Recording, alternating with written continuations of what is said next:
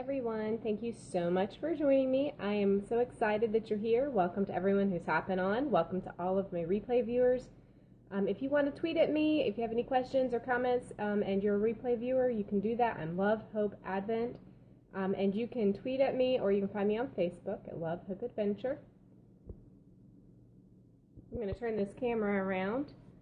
Hey guys, thanks so much for hopping on. My name is Keely. If this is your first time visiting me, I'm the owner of lovehopeadventure.com, and you can check me out over there, find out what I've been blogging about. Today I wanted to come on and give you a couple of tips about marriage and also let you know about this book I'm giving away. It's called Married and Still Loving It.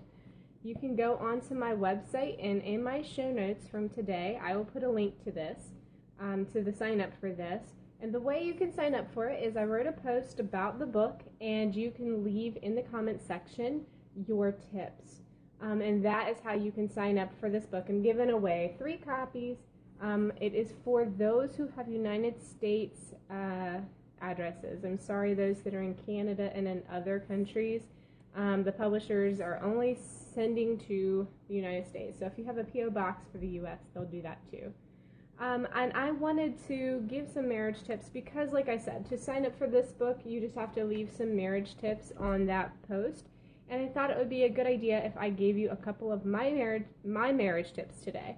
And I was actually working in an interview earlier today on a podcast for Bella Rose. And I will definitely be sharing with you guys about that podcast when it released.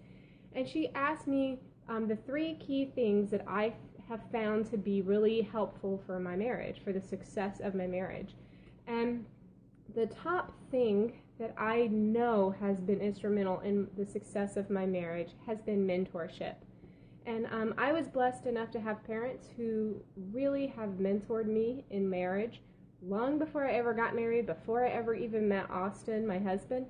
And my parents were so good at giving me marriage advice, and just as they did their marriage, kind of pointing out to me, hey, this is what a good marriage looks like.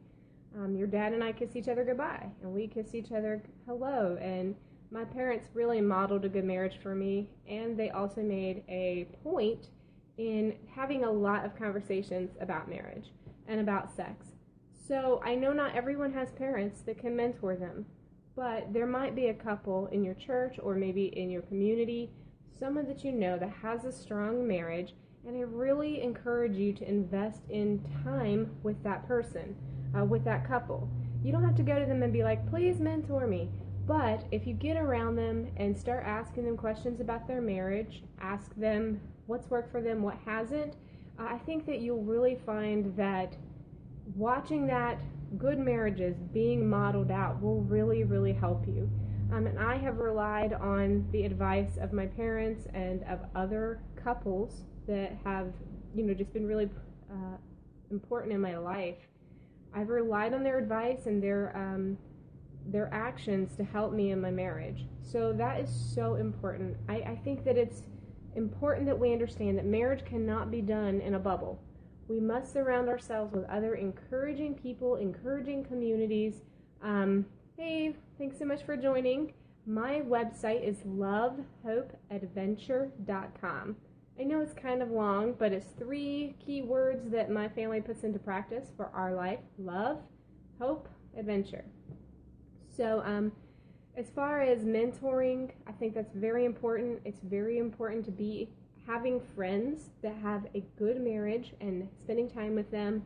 If you can't plug into a mentor relationship, at least be around other healthy couples and just spending time with other healthy people. You're welcome.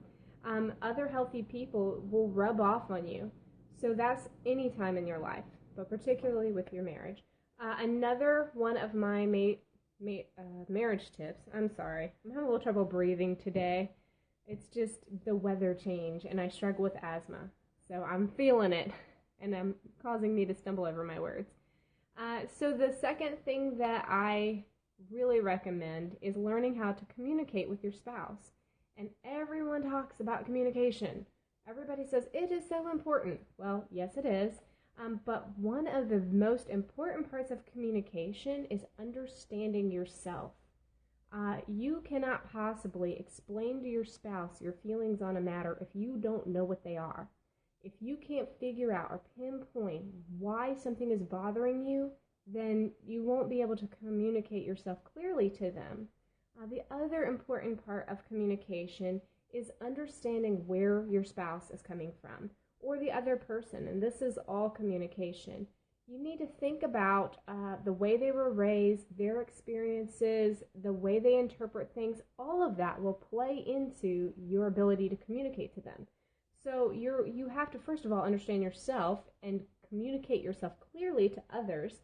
Also, you need to communicate to your spouse in a way that they are going to understand it. And the way that you get to that place is to have a lot of conversations. And ask them, okay, when I say this, what does that mean to you? Because we are all guilty of saying something that we think we're saying, and the other person takes it completely wrong. And you go, oh my goodness, that's actually not what I meant at all. So communication requires both of those things, understanding yourself and understanding how the other person is taking what you're saying.